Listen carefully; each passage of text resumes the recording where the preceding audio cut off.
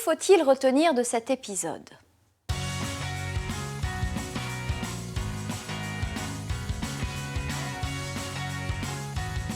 Que faut-il retenir de cet épisode sur la factorisation avec identité remarquable? Rappelez-vous d'abord qu'une identité remarquable peut servir à développer. Ainsi, le carré de la somme a plus b est égal à a carré plus 2ab plus b carré. Le carré ne se distribue pas sur la somme. De même, le carré d'une différence, le carré de a moins b, est égal à a carré moins 2ab plus b carré.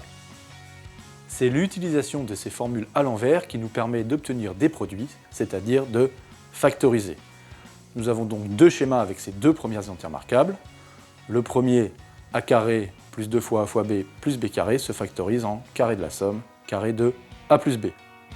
Le deuxième, a carré moins 2 fois a fois b plus b au carré, se factorise en carré de la différence, carré de a moins b. Retenez la méthode. Écrivez le schéma avec les parenthèses, reconnaissez d'abord les deux carrés, vérifiez votre double produit et appliquez votre formule de factorisation. Attention, dans la deuxième identité remarquable, il y a une différence. Il peut parfois être nécessaire de distribuer le signe moins si l'expression de b est une somme ou une différence. Dans la deuxième partie, nous avons utilisé l'identité remarquable numéro 3 qui dit que le produit de la différence de deux nombres par leur somme est égal à la différence de leur carré, c'est-à-dire que a moins b fois a plus b est égal à a carré moins b carré. Si nous utilisons cette formule à l'envers, nous obtenons un produit, donc nous pouvons factoriser à partir d'une différence de carré, a carré moins b carré, nous obtenons le produit de la différence, a moins b, par la somme a plus b. Retenez la méthode pour factoriser par une différence de carré.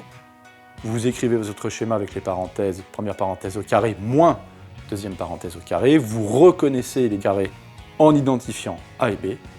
Et puis, vous pouvez appliquer votre formule de factorisation en écrivant le produit de la différence par la somme.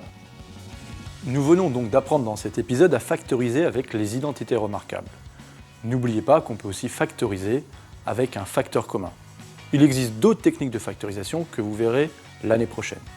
Mais attention, les factorisations vont nous être très utiles cette année. Elles permettent de savoir quand une expression s'annule. Cela s'appelle une équation produit.